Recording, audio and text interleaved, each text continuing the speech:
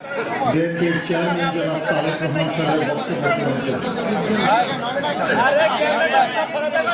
আমাদের সহকর্মী রিজভী আহমেদ সাহেব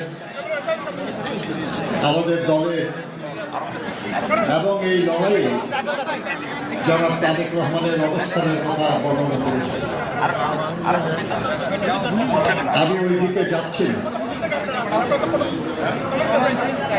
আপনারা শুনেছেন যে আমি মুক্তিযুদ্ধে অংশগ্রহণ করেছি। মুক্তিযুদ্ধে যা কিছু আকাঙ্ক্ষা ছিল আমাদের, সেটা যদি পূরণ হতো তাহলে গত 17-18 বছরে আমাদের যে লড়াইয়ে বহু সহকর্মী গুম হয়েছে, খুন হয়েছে, নিপীড়িত হয়েছে, এটা হতো না। যদি আমাদের সেই আকাঙ্ক্ষা পূরণ হতো তাহলে 24-এর গণঅভ্যুত্থানে আমাদের এত সন্তান, এত ভাই বোন শহীদ হতো, আহত হতো।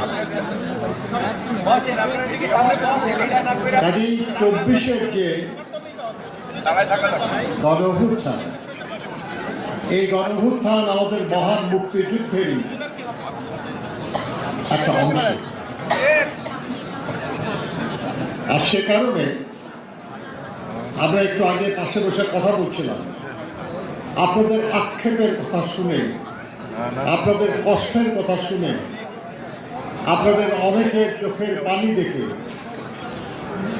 আমাদের নেতা জনাব তারেক রহমান সাহেব বলছিলেন যে কিভাবে এই সমস্যার সমাধান করা যাবে।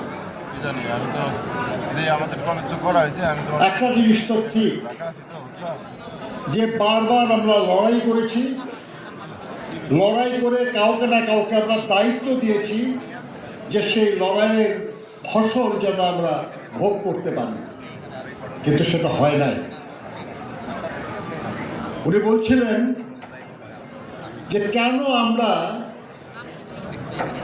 যারা এই লড়াইয়ে শহীদ হয়েছে, যাদের আত্মীয় স্বজন এই মুহূর্তে প্রধান দাবি নিয়ে এসছে যে হত্যার বিচার চায়,